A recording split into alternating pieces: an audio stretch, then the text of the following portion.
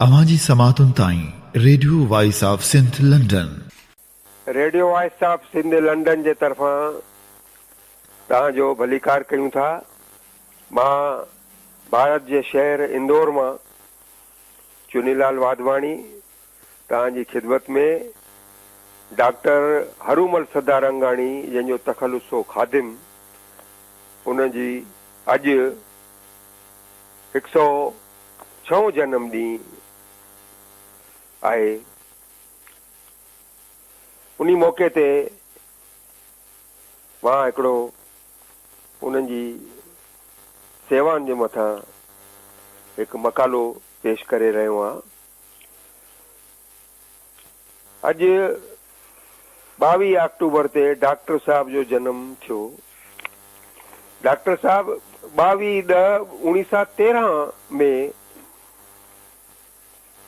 सिंध जे शहर शहदादपुर में जनम वरितो, जेको उन टाइम सांगड़ ज़िले जो हेडक्वार्टर बि हुयो। ऐं डॉक्टर साहब पाण सन 1992 में दिल्ली में गुज़ारे विया। मतिलब त अटकल 80 साल ज़िंदगी जा गुज़ारिया। हिन साहब 34 साल सिंध में गुज़ारिया ऐं 46 साल हिंद में गुज़ारिया। मतिलब त डॉक्टर साहब जो जनम भी भारत में थियो ऐं संदसि देहांत भी भारत में थियो, छो त उन वक़्तु सिंध भारत जो ई हिसो हुई ऐं अञा विरहाङो कोन थियो हुयो। संदसि पिता साहब जो हैदराबाद सिंध जे आलिम ख़ानदान सां तालुक़ हुयो। संदसि पिता साहब ईसरदास सदारंगाणी आमिल ख़ानदान जे नाले वारो शख़्स हुयो। सन 1940 वारे अरसे में सिंध में सिंधी ऐं फारसी ॿोली जे विद्वाननि में हरूमल सदारंगाणी, पीर हिसामुद्दीन राशदी ऐं डॉक्टर लेखराज अज़ीज़ जी त्रिमूर्ति सिंधी ऐं फारसी ॿोलियुनि जे शाइरनि ऐं विद्वाननि तौरु मशहूरु हूंदी हुई। डॉक्टर हरूमल सदारंगाणी जो तख़ल्लुस ख़ादिम ऐं आमतौर खेसि फारसी ॿोली जो डॉक्टर, सिंधी ॿोली जो माहिर ऐं शाइरी जो गौर करे सुञातो वेंदो हो। हू ख़ुशनसीब हुआ जो उन वक़्तु सिंधी विद्वाननि, तालीमदाननि, शाइरनि जहिड़ो के डॉक्टर अल्लामा आहे काज़ी, जेके सिंध यूनिवर्सिटी जा वाइस चांसलर भी रहिया हुआ, साईं शमसुल मां डॉक्टर दाऊद पोटरो, जेके सिंध जा नाले वारा तालीमदान रहिया आहिनि, ऐं ॿिया दोस्त उस्मान अली अंसारी, मौलवी दीन मोहम्मद वफ़ाई, कामरेड हैदर बख्श जतोई, लुत्फुल्लाह बदवी, मिर्ज़ा गुल हसन करबलाई, गुलाम मोहम्मद शेवाणी, उहो त डॉक्टर साहब जो हमकिलासी बि हुयो। ॿियो मशहूरु नालो महबूब अली चन्ना, जंहिंजी ज़ाल मेहताब महबूब चन्ना सिंध जे साहित्यकारनि तौरु अॼु बि मशहूरु आहे। महबूब अली चन्नो डॉक्टर साहब जो प्यारो शागिर्दु हूंदो हुयो। डॉक्टर हरूमल सदारंगाणी दयाराम सिंध कॉलेज में पारसी ॿोलीअ जा प्रोफेसर हूंदा हुआ। डॉक्टर हरूमल सदारंगाणी ख़ादिम जो वॾे में वॾो कारनामो हो सिंध जे फारसी ॿोली जे शागिर्दनि ऐं शाइरनि लाइ हिकु अहिड़ो किताब तयारु करणु जंहिंजे ज़रिए हू फारसी ॿोली में PhD करे सघनि। इहो किताब हक़ीक़त में डॉक्टर साहब जी PhD करण लाइ थीसिस भी हुई, जंहिं ते खेसि 1946 में बॉम्बे यूनिवर्सिटी खां खेसि PhD डिग्री मिली हुई। इन रसाले जहिड़े किताब तयारु करण लाइ हरूमल सदारंगाणी सॼी सिंध जो दौरो कयो हुयो। संदसि लगन ऐं जुनून जी हद हुई जो 1941 में गर्मियुनि जे ॾींहंनि में पीर हिसामुद्दीन राशदी सां मिलण लाइ संदसि लाड़काणे ज़िले जे ॻोठु बेमण, जंहिंखे हाणे पीर जो ॻोठु चयो वञे थो, वञिणो पियो हो। छो त हू साहिबु कंहिं बि प्राइवेट या पब्लिक लाइब्रेरी मां फारसी ॿोली जे किताबनि ऐं ॿियो मवाद हथु करणु चाहींदो हुयो। हालांकि हू हिसामुद्दीन राशदी साहिब सां कॾहिं रूबरू कोन मिलिया हुआ, तंहिं हूंदे बि बग़ैर आशनाई जे ही जिरूनी शागिर्द, जंहिंखे फारसी ऐं सिंधी ॿोली ऐं साहित्य ऐं अदब सां इश्क़ हो, निकिरी पियो जून महीने जी टाक मंझंदि वारी गर्मी में, जॾहिं थर्मामीटर 48 डिग्री सेंटीग्रेड ॿुधाईंदो हुजे। लाड़काणे जे भरिसां नुसरत स्टेशन ते रेलगाॾी मां लही ॿी का सवारी कोन मिलियसि त बेमण ॻोठु यानी पीर जे ॻोठु ॾांहुं तेरे पंधु निकिरी पियो। पंहिंजो सामान स्टेशन मास्टर जे हवाले करे 1.5 मील यानी 2.25 किलोमीटर अंदाज़नि कचे रस्ते ते टाक मंझंदि जो पहिरें पंधु अची ॻोठु पहुतो। पीर हिसामुद्दीन राशदी साहिबु बि ॻोठ जे ॿाहिरां ई तंबू लॻाए कैंप कयूं वेठो हो। राशदी साहिबु साणसि ख़ैर आफ़ियत पुछण सां गॾोगॾु नाराज़ बि थियुसि त तव्हां मूंखे अवल इतला न ॾिनो हुयो, न त मां स्टेशन ते तव्हांखे मोटर कार ते वठण लाइ अचां हा। तव्हांखे हेॾी गर्मी में कचे रस्ते ते मिटीअ जी दज़ ऐं गर्मी बर्दाश्त करणी पई, तंहिं लाइ सदारंगाणी साहिब खां माफ़ी बि वरितई।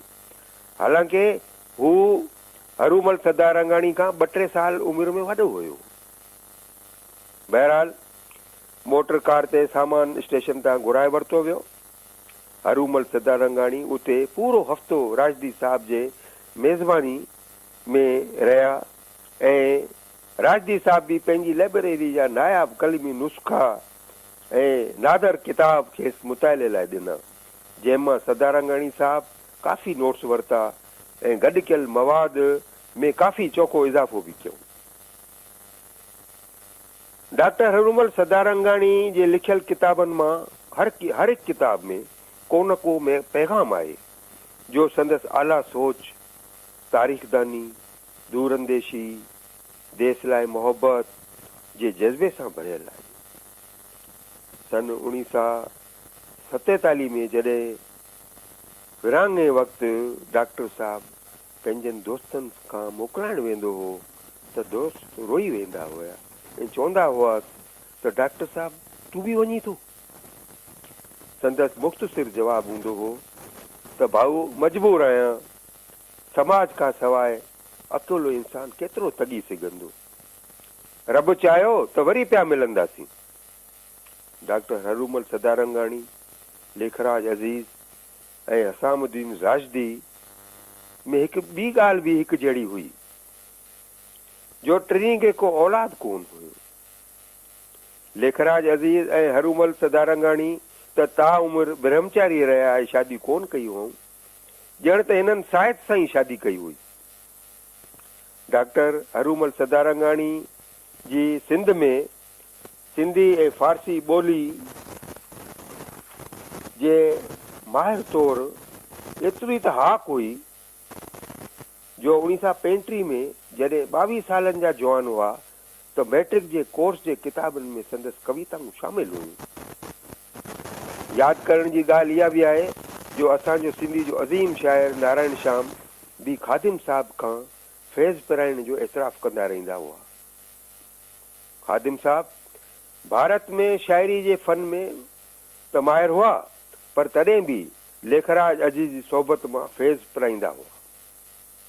भारत में संदसि शाइरी जा 5 किताब शाया थिया जिन खे ख़ूब सारायो वियो ऐं पहिरियों किताबु हुयो रंगीन रुबायूं, ॿियो किताबु हुयो रूह ॾिनो रेलो, टियों किताबु हो पिरह जी बाख, चौथों किताबु हुयो चीख, पंजों ख़ुशबूअ जो सफ़र।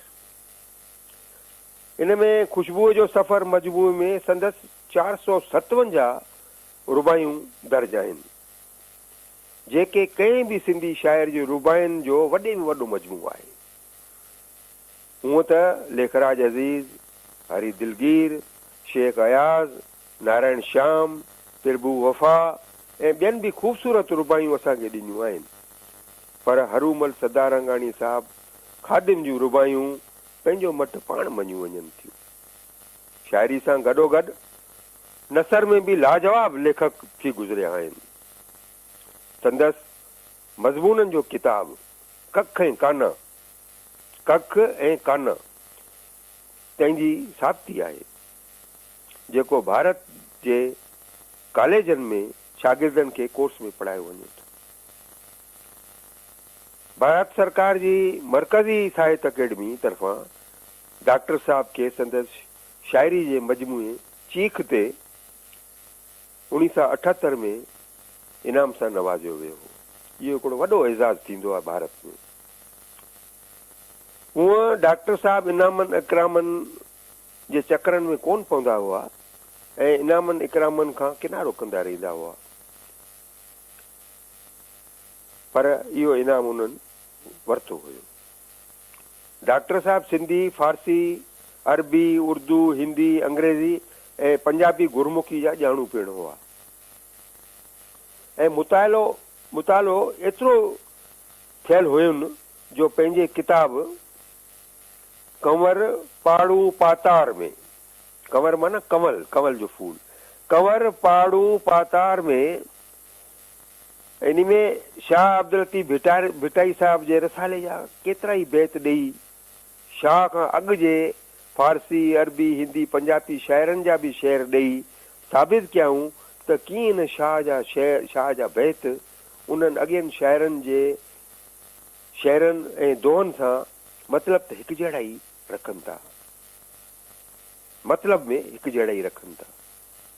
ज़ाहिर आहे त उन्हनि सां मिलन जुलन बि था। सिंधी ॿोली साहित्य सां संदसि इश्क संदसि हिन रुबाई मां ज़ाहिर आहे त असांजो जीअण बेकार ऐं लिखणु पढ़णु बि बेकार आहे जेकॾहिं असांजी लिखणियुनि करे माण्हुनि में ऐं पढ़ण वारनि में सिंधी साहित्य लाइ जज़्बो ऐं प्यारु पैदा नथो थिए। हाणे रुबाई पेश आहे। रुबाई में चवनि था, छा जे थिए साहित्य में तुंहिंजो सत्कार, छा जे थिए साहित्य में तुंहिंजो सत्कार, वारी बि वञनि अदीब के तोतां 100 वार, बेकार थी लिखण ऐं बेकार जीअण, जाॻाए सिगी जे न को सिंधीअ लाइ प्यार। हाणे इहा जेका रुबाई आहे न, अॼु बि दुनिया जे सभिनी साहित्यकारनि शाइरनि लाइ हिकिड़ो वॾो चैलेंज जो दर्जो रखे थी, चैलेंज जे बराबरि आहे त असां अहिड़ो कुझु लिखूं, शाइर ऐं साहित्यकार अहिड़ो कुझु लिखूं जो माण्हुनि में सिंधी ॿोली लाइ, पंहिंजी मातृभाषा लाइ हिकिड़ो जज़्बो ऐं प्यारु पैदा थिए। डॉक्टर साहब खे 1956 में ईरान सरकार खां डॉक्टर जी एज़ाज़ी डिग्री मिली हुई। पाण जॾहिं डिग्री वठण लाइ तेहरान विया त वापसी ते राति जो हवाई जहाज़ कराची में रातिड़ी हाल्ट करे पोइ सुबुह जो पंहिंजो दिल्ली लाइ उॾामंदो हुयो। उन टाइम ते डकोटा टाइप जेके जहाज़ हलंदा उहे कंटिन्यूअस सफ़र न करे सघंदा। जॾहिं सिंध जे अदीबनि खे अहिड़ी ख़बर पई त डॉक्टर हरूमल सदारंगाणी कराची पहुचे थो त पीर हसामुद्दीन राजदी जी सरबराही में एयरपोर्ट ते संदसि ख़ूब आजियां कई वई ऐं राति जो एयरपोर्ट बजाए राजदी साहब जे घर में गुज़ारियाऊं, जिते सिंधी, उर्दू, फारसी जे अदीबनि ऐं शाइरनि सां ख़ूब कचहरियूं कयूं ऐं राजदी साहब जी लाइब्रेरी ॾिसण जो बि मौक़ो माणियऊं। इहा वॾी उन लाइ हिकिड़ी मतिलबु ख़ुशनसीबी हुई। सन 1975 में ईरान सरकार तरफ़ां खेसि दावतनामो मिलियो ऐं ईरान सरकार जे शाही ख़र्च ते पूरा 2 महीना ईरान जे मुख़्तलिफ़ शहरनि ऐं उतां जी लाइब्रेरियुनि ऐं शाइरनि जी मज़ारूं बि ॾिठईं। शेख सईदी जी मज़ार ते बि हाज़िरी भरियऊं, ख़ूब मुतालो बि कयऊं ऐं घणा ई ईरान जा शहर घुमण बि नसीब थियुनि। सन 1981 डिसंबर जे महीने में भारत सरकार पारां संदसि department Indian Council for Cultural Relations जी दावत ते भारत जा 5 ॼणा हितां जे साहित्यकारनि शाइरनि जी नुमाइंदगी करण लाइ चूंडिया विया, जेके पाकिस्तान जे सिंधी उर्दू जे अदीबनि ऐं शाइरनि सां रूबरू वञी मिलिया ऐं हाल अहवाल ॾियण जो मौक़ो बि मिलियो। इन्हनि 5 ॼणनि में असांजो ही सिंधी साहित्यकार शाइर डॉक्टर हरूमल सदारंगाणी बि हिकु हुआ।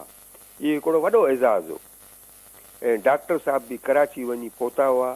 वरी दोस्तनि सां कचहरियुनि जो मौक़ो मिलियो ऐं उन्हनि जी पंहिंजो गॾिजाणी में उन्हनि जी मौजूदगी माणे सही आहे। डॉक्टर साहब जी इल्मी वसअत ऐं शोहरत भारत ताईं महदूद कोन हुई। खेनि भारत खां अलावा ॿियनि मुल्कनि में बि हिकु वॾे विद्वान मुहक़िक़ ऐं अदबी स्कॉलर जी हैसियत सां सुञातो वेंदो हो। ख़ैसि गैर मुल्की सेमिनारनि में ऐं अदबी कॉन्फ्रेंसुनि में अचण जी दावत मिलंदी हुई ऐं वेंदा बि हुआ। शायदि शाह अब्दुल लतीफ़ भिटाई जो ही शेर हिननि मथां ई फिट थो बीहे, ठेकी थो अचे। गंजो डूंगर गाम पेई जिन परोड़ियो करे तन तमाम लोचे लाहूती थिया। ईरान सरकार तरफ़ां खेसि अक्सर दावतनामा मिलंदा रहंदा हुआ, छाकाणि त ईरान सरकार पंहिंजे देश जी मातृभाषा में कमु करण वारनि ऐं फारसी जी तरक़ी में तवसी करण वारनि जो जोॻो क़दुरु कंदी रहंदी हुई ऐं कंदी रहंदी आहे। डॉक्टर हरूमल सदारंगाणी खादिम साहब जो किताब पर्शियन पोइट्स ऑफ सिंध सरकार जे सिंधी अदबी बोर्ड हैदराबाद तरफ़ां पहिरियों एडिशन 1000 कापियुनि जो छपायो वियो हो। 1956 में छपायो वियो ऐं ॿियो छापो वरी सिंधी अदबी बोर्ड हैदराबाद जे तरफ़ां 2000 कापियुनि जो एडिशन 1987 में बि उन्हनि तरफ़ां छपायो वियो हो। ही किताब बि हरूमल सदारंगाणी खादिम साहब तमामु घणी महिनत सां लिखियो हुयो।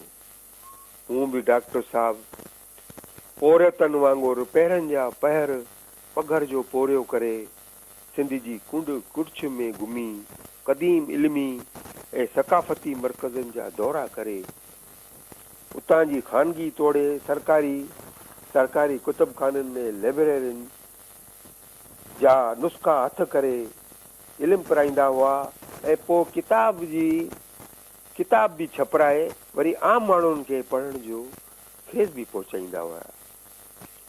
मशहूरु सिंधी शाइर वारी तड़ सखर वारो अदल सुमरो हिकिड़ो पंहिंजो मुंहिंजो मां शेर ॿुधायां थो जेको इन डॉक्टर साहब लाइ फिट बीहे थो। मिटी मंझ मिली के माण्हू छॾे वञनि था वास, मिटी मंझ मिली के माण्हू छॾे वञनि था वास, जिन जी सार में सालनि ताईं सारो लोक उदास। हाणे कराची जेका सिंध जी दिलि आहे ऐं एशिया जी राणी सॾी वञे थी, उते अदीबनि ऐं शाइरनि जूं गॾिजाणियूं डॉक्टर हरूमल सदारंगाणी या वरी पीर हसामुद्दीन राज़ी जे घर में ई थींदियूं घणो करे। इहे ॿई साहब छो त कंहिंजी हई खई में कोन हूंदा हुआ, रुगो इल्मु अदब जूं ॻाल्हियूं, किताबनि जूं ॻाल्हियूं, सियासत ऐं तासुब खां घणो परे रहंदा हुआ। बसि फ़क़ति पढ़ण ऐं लिखण जो कमु कंदा हुआ। हालांकि सदारंगाणी साहब 1947 में भारत हलिया आया हुआ, पर कलमी ऐं इल्मी दोस्ती पंहिंजनि हमरसनि सां आख़िरी दम ताईं क़ाइमु रखियऊं। ईरान, अफ़गानिस्तान, पाकिस्तान जा किताब सिंधी दोस्तनि मार्फत कंहिं न कंहिं तरीक़े वटि पहुचंदा रहंदा हुआ। डॉक्टर हरूमल सदारंगाणी जे लाॾाणे खां पोइ ईअं भासंदो आहे त भारत जे सिंधियुनि में फारसी विद्वाननि जो सॼो साणे ई सुञ थी वियो आहे ऐं ईअं लॻे पियो त सिंधी अदब जी इमारत जो बि हिकिड़ो थंबो अची पट पियो आहे। पर शाह लतीफ़ बिटाई गोड़ जो ही बैत असांखे वरी तसली ॾिए थो। सदा हुअनि सुखिया मारवड़ा त मलीर में, छल ॾींहं न ॾुखिया अचनि आजेड़नि ते या अचनि सिंधी साहित्य ते। डॉक्टर हरूमल सदारंगाणी साहब 7 डिसंबर 1992 ते दिल्ली में गुज़ारे विया। उन्हनि लाइ हिकिड़ो शेर मां पेश कयां थो। जन ऊंदाई में लाट कई, जन ऊंदाई में लाट कई, से दिया रात उजामी विया, जिन जोत जलाई जलवन सां, से तारा नेठ वियामी विया।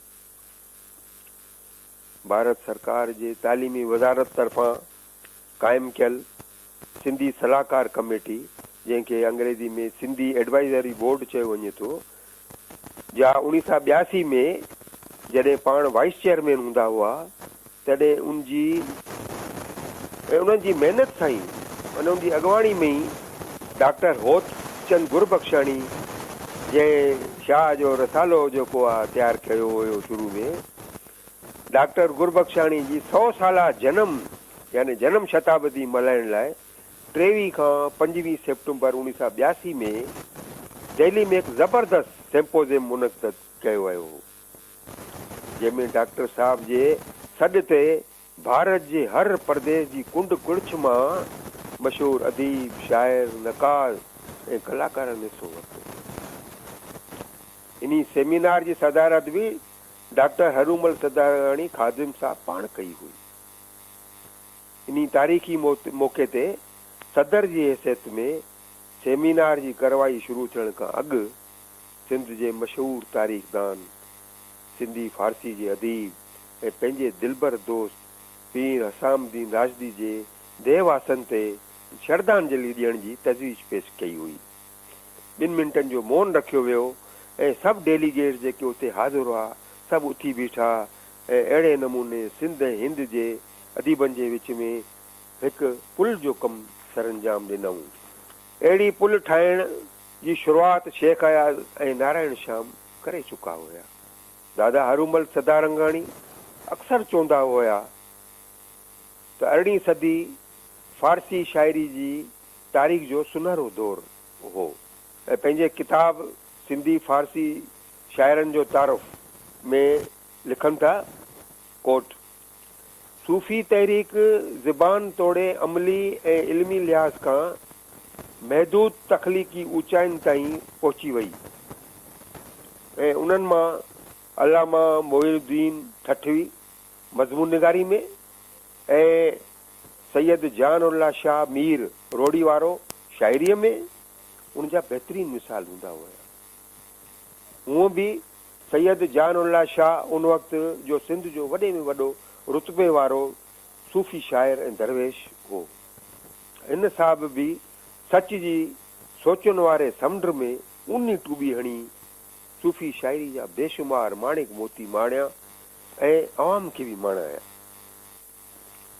उन्हनि खां पोइ मोहम्मद हसन ऐं ठठे जो अली शीर काने हुआ, जेके जान उल्ला शाह सां गॾोगॾु उहे वरी गज़ल जा वॾा माहिर ऐं क़सीदे जा शुरू वारा शाइर हूंदा हुआ।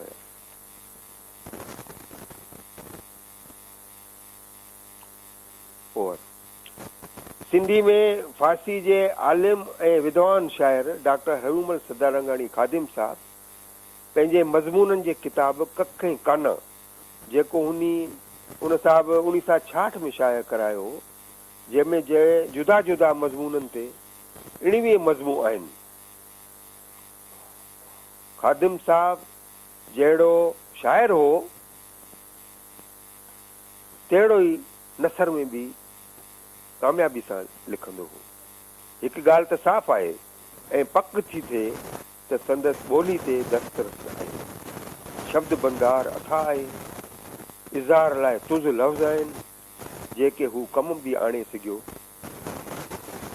तख़लीक़ी ॿोली जे इस्तेमाल जो काफ़ी अभ्यास ऐं वसी मुताले जो ऐं गहरे मुशाहिदे जो मालिक पाण खे साबित कयूं। इहे सभु ख़ूबियूं डॉक्टर साहब जे नसर में नुमायां मिलनि थियूं ऐं जिते सभु सिनफ़ूं कहाणी, शाइरी, मज़मून निगारी सभु रिमिल थी वञनि थियूं। डॉक्टर साहब जो ईरान में बि हिकिड़ो किताबु छपायो हुयो जंहिंजो नालो हुयो फारसी गोया ने हिंद व सिंध। फारसी ॿोली में हुयो ज़ाहिरा। हिन साहब कुझु तारीख़ी किताब बि तर्जुमो कया हुया। फारसी में लिखियल बाबरनामा खे अंग्रेज़ी में तर्जुमो कयूं, पंजाबी गुरमुखी में लिखियल गुरु गोविंद सिंह किताब जो भी अंग्रेजी में तर्जुमो कयूं ऐं उर्दू में लिखियल किताब उमराव जान अदा के भी अंग्रेजी में तर्जुमो कयूं, जेके ॾाढा पसंदि कया विया। शाह लतीफ़ सां त हर सिंधी खे अक़ीदत रही आहे, पर असांजे हरूमल सदागारणी साहब खे एतिरी अक़ीदत हुई ऐं चवे थो लतीफ़ पंहिंजी शाइरी में 20,000 खां बि मथे शब्द भंडार ऐं शब्द रस शामिल करे उनखे निहायत मिठो ऐं मोहींदड़ बणायो आहे। दुनिया भर जे शाइरनि में अहिड़ो कमाल शायदि ई कंहिं ॿिए शाइर करे ॾेखारियो हुजे। शाह साहब जो शेर दिल ते जादू जो असर रखे। हिननि जो तसवुफ़ कल्बी वारदात ते बदल आहे। शाह साहब जे वीचारनि जो दायरो एॾो त कुशादो आहे जो पढ़ण सां नवां नवां नुक़्ता ऐं नज़ाकतूं कढियो निर्वार करे थो। डॉक्टर साहब चवनि था, छा त सिंध जी वादीअ में रसाले खां लॻो बाग़, छा त सिंध जी वादीअ में रसाले खां लॻो बाग़, सूरत में गुलिस्तान जी सहरा नज़र आयो। डॉक्टर साहब जेको आहे त शाह साहब जो अक़ीदतमंद हुयो। शाह साहब जूं कुझु रुबायूं मां वंडणु चाहियां थो। रुबायूं ॿुधी बि माण्हुनि जो दिलि बाग़ बहार थी वेंदो। रुबाई पहिरीं रुबाई पेश आहे। ॿार होई हुयुसि बुत ते मेरा कपिड़ा, ॿार होई हुयसि बुत ते मेरा कपिड़ा, लीड़ियूं लीड़ियूं चतुन ऐं बदबू वारा, अॼु तन ते अथसि अछी ऐं सालिम चादर, पूरी बि थियसि त मौत खां पोइ इच्छा। छा आहे ग़रीब माण्हू जी हमदर्दी ऐं उनजी ॿुधाए थो पियो त ग़रीब वीचारा कीअं पंहिंजो ज़िंदगी गुज़ारनि था। ॿी हिकिड़ी रुबाई में चवनि था, साहू जा 100, साहू माना शौकार, साहूअ जा 100 ग़रीब जा यार किथे,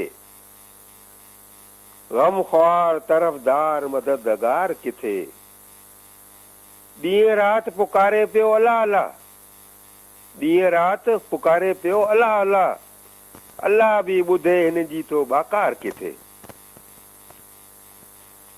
हिकिड़ी ॿी रुबाई में चवनि था, काबे ऐं काशी में रखियो अथनि ईमान, पर दीद किथे, धिकनि था दर तां इंसान, पत्थर पूॼे ख़ुदि बि थी पिया पत्थर, हॾ मास जे पुतले में पसंदि कीअं भॻवान।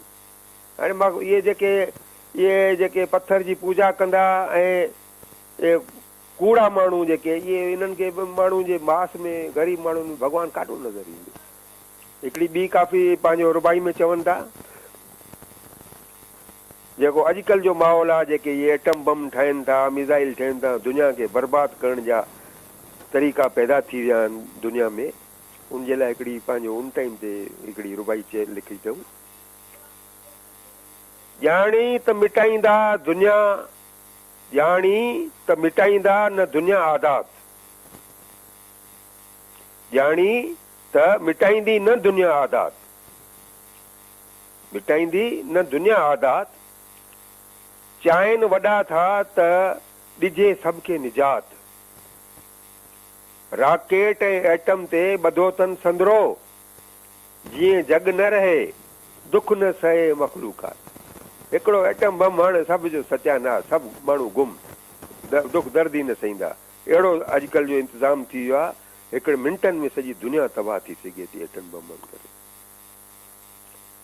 ऐं हिकिड़ी ॿी रुबाई में चवनि था, दुनिया बि ॾिठमि दुनिया वारा बि ॾिठमि, के मुंहं जा के मन जा कारा बि ॾिठमि, किन खे आयो सभ खे सताइण में मज़ो, दरवेश जी सूरत में हचारा बि ॾिठमि। ये जेके नकली दरवेश आहिनि अॼुकल्ह जा, उहे हचारा आहिनि हक़ीक़त में। ॿी हिकिड़ी रुबाई में चवनि था,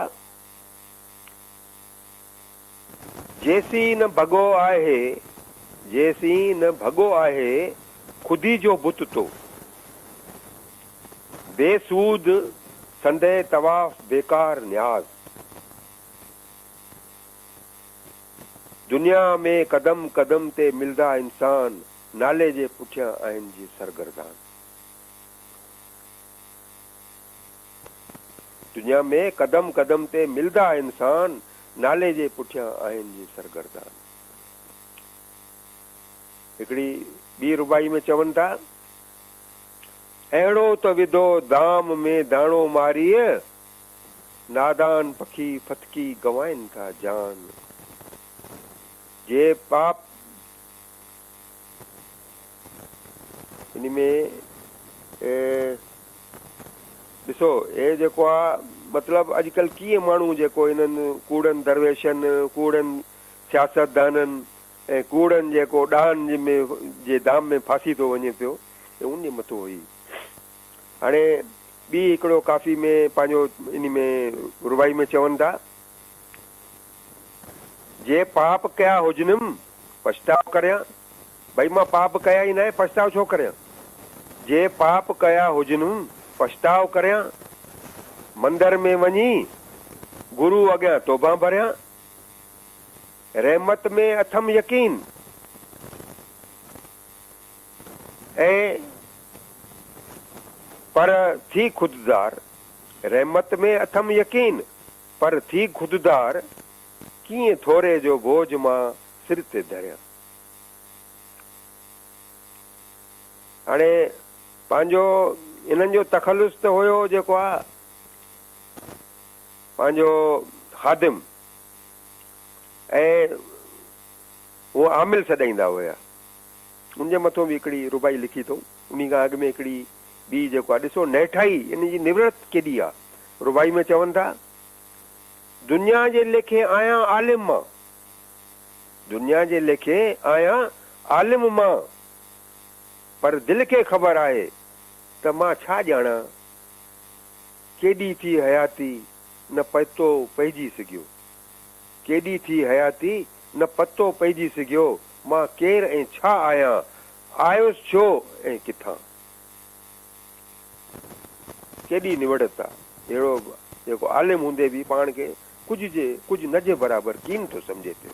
मां कीन आहियां, कुझु बि न।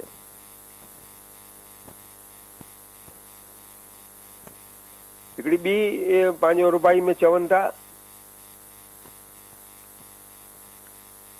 हाणे हिन में तमामु जेको सूफ़ीज़म जो तमामु जेको टॉप मोस्ट जेको ख़्यालु हूंदो आहे उहो बयानु थो थिए पियो। रुबाई आहे, आहियां न फ़क़ति उहो जो सम्झी थो तूं, आहियां न फ़क़ति उहो जो सम्झी थो तूं, या पाण खे जेकी ॼातो आहे मूं, हित हित हित हुत थी जॾहिं जोत जॻे हिकिड़ियाई, हित हुत थी जॾहिं जोत जॻे हिकिड़ियाई, तूं मां ऐं ख़ुदा में पोइ तफ़ावत छा खूं।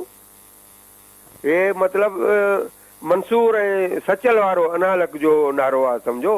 तूं मां ऐं ख़ुदा में पोइ तफ़ावत छाजो छा खूं।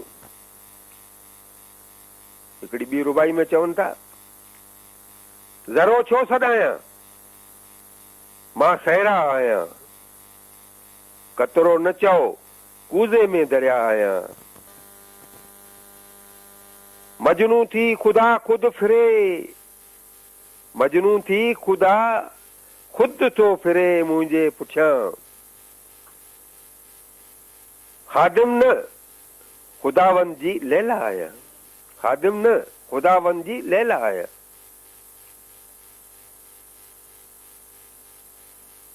हाणे ॿिए हंधि बि तमामु सूफ़ीज़म जो वॾे में वॾो जेको हिकिड़ी रुबाई आहे, ज़बरदस्त जेको आहे,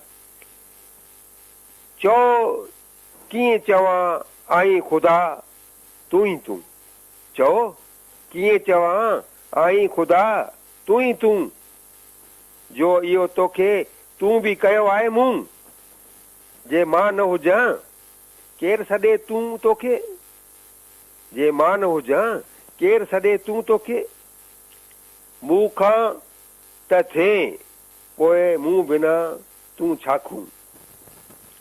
तमामु ज़बरदस्त जेको आहे सूफ़ीज़म जो हिकिड़ो मैसेज आहे। हिकिड़ी ॿी रुबाई में ॾिसो हिनजी पाण जी निबड़ ॾिसो हिनजी, चए थो रुबाई पेशा, सो इल्मु न वरितुम थे जितां कुझु हासिल, सो इल्मु न वरितुम थे जितां कुझु हासिल, अफ़सोस थियुसि न मार्फत जे क़ाबिल, ख़ादिम बि बणियुसि बग़ैर ख़िदमत जे ई, ख़ादिम मुंहिंजो तखलुस, ख़ादिम बि बणियुसि बग़ैर ख़िदमत जे ई, आहे न अमल नाले में आमिल आहियां, आहे न अमल नाले में आहियां आमिल। वरी जॾहिं सिंध जूं घिटियूं पाड़ा, वरी उन लाइ ॾिसो कीअं रोए थो, कीअं चए थो, ही शहर घिटियूं पाड़ा कीअं भुलां, ही शहर घिटियूं पाड़ा कीअं भुलां, आंगुर थी खजे, आंगुर थी खजे लंघियुसि ते जंहिं कंहिं हंध हथां, आंगुर थी खजे लंघियुसि ते जंहिं कंहिं हंधां, को अहिड़ो लॻो वाव सुञाणप खां वयुसि, को अहिड़ो लॻो वाव सुञाणप खां वयुसि, अॼु पंहिंजे ई घर में थो बेगानो लॻा। छा पंहिंजो दर्द पंहिंजो पेश कयो अथई। डॉक्टर साहब जी रचनाउनि, उन ख़्यालनि जी बुलंदी, उन्हनि जी रचनाउनि में परवाज़, तसवुफ़, फ़न ऐं फ़िक्र ॾिसण में ईंदा, जेके हिन खे बेशक हिकु आलिम बणाइनि था। संदसि रुबाइनि में रूहानी तसवर, देशभक्ति, इंसानी सलूकत, सबुर, नेठाई ऐं सादगी जहिड़नि अमुल्क इंसानी गुणनि जूं ॻाल्हियूं मिलनि थियूं। ख़ादिम साहब खे अखि ॿूटे अॼु हेॾा साल थी विया, पर पोइ बि लिखणियूं मुलायतियूं लॻनि थियूं अॼु बि। डॉक्टर हरूमल सदारंगाणी पंहिंजे नसर ऐं नज़म मां साबित कयो त हू पीड़ियल, ॾुतड़ियल ओरियतुनि ऐं मजबूर माण्हुनि जो मोहनदार आहे। हू साफ़ प्रेम ऐं प्रकृति जो पुॼारी हो। हिन जी शाइरी हुस्न, हुब ऐं हिदायत जी शाइरी आहे। विरह ऐं वसल जा, प्यार ऐं प्यास जा अलॻि अलॻि रंग रूप हिन जी रचनाउनि में मिलंदा। ख़ादिम साहब ते जे मौलाना जलालुद्दीन रूमी, हाफ़िज़ शेख सईदी, शाह लतीफ़ भिटाई, सचल सरमस्त, सामी चैन राय ऐं ॿियनि सूफ़ी शाइरनि जो असरु नुमाया नज़र अचे थो। ख़ादिम साहब खे पंहिंजे सिंध जे माण्हुनि सां, मिटी ऐं मुल्क सां मोह ऐं ममता खां अलावा दुनिया भर जे सूफ़ी शाइरनि ऐं इंसाननि सां मोह हुयो। हिन वटि शब्दनि जो भंडार हो। हिन जूं रचनाऊं माण्हुनि जी ततल दिलनि ते थधो छंडो विझंदियूं हुयूं ऐं विझनि थियूं। डॉक्टर साहब ता ज़िंदगी पंहिंजे फ़न जी परवरिश में मगन रहिया। वॾी ॻाल्हि त खेसि तलब जी तवार कोन हुई। आख़िर में एतिरो चवंदुसि त डॉक्टर हरूमल सदारंगाणी ख़ादिम साहब जो साहित्य में योगदान ऐं हिननि जो फ़न ऐं फ़िकिर असां लाइ ऐं असांजी ईंदड़ पीढ़ियुनि लाइ हिकिड़ो सरमायो आहे। हाणे उहो असां सां कोन्हनि पर उहो असां सां साण बि आहिनि। उन्हनि जे लाइ हिकिड़ो आख़िरी में शेर पेश कयां थो। दिलि खां जे परे थिए त तमन्ना बि करियां। उहो असांखो दिलि खां कॾहिं परे ई न आहे, हमेशह पढ़ूं था उन खे। दिलि खां जे परे थिए त तमन्ना बि करियां, नेड़नि खां मुंहुं मटे त ॻोल्हा बि करियां, पल पल थो नओं जलवो पसाए जानी, रंगत थो ॾिसां ख़ूब नज़ारा बि करियां। सदाईं गॾु हर उमल सदारणी विसारण जो न आहे। ऐं हमेशह असां सिंधी दुनिया जे जिथे बि कुंड कुर्च में हुजूं खेसि यादि कंदा रहंदासीं, वरी मिलंदा रहंदासीं। रेडियो वॉइस ऑफ सिंध जो मां निहायत शुक्रगुज़ार आहियां ते लंडन जे में वेही करे इमदाद अली उडो साहिबु हे पंहिंजो मौज मचायूं वेठो आहे। मुंहिंजे तरफ़ां उन खे सलाम ऐं radio voice of Sindh London जे सभिनी ॿुधण खे, दुनिया जे कुंड कुर्च में ॿुधणनि खे मुंहिंजो सलाम। तव्हांजो पंहिंजो मां चुनीलाल वाधवाणी, इंदौर, मध्य प्रदेश, भारत खां। सिंध मुंहिंजी अमां सूंह तुंहिंजी मथां छा लिखी, छा लिखां छा लिखी, छा लिखां। सिंध मुंहिंजी अमां, दुनिया जा सिंधियो हिकु मुठ थी सिंध बचायो। सिंध मुंहिंजी अमां सूंह तुंहिंजी मथां छा लिखी, छा लिखां। सिंध जो क़ौमी आवाज़ radio voice of Sindh London.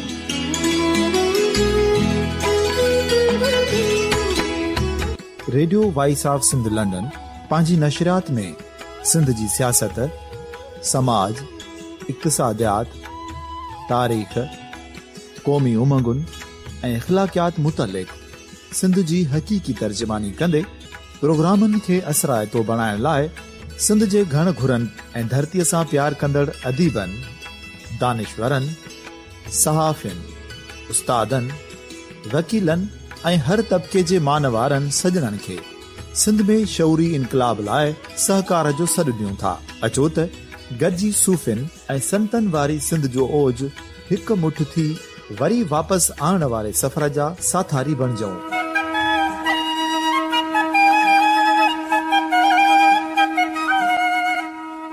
हिकु नए सुबुह जी शुरूआत जो पड़ाॾो घर घर, ॻोठ ॻोठ ऐं शहर शहर ताईं पहुचायो। शाल सिंध आबाद ऐं ख़ुशहाल थिए, सिंधी माण्हू सुखियो ऐं सताबो थिए।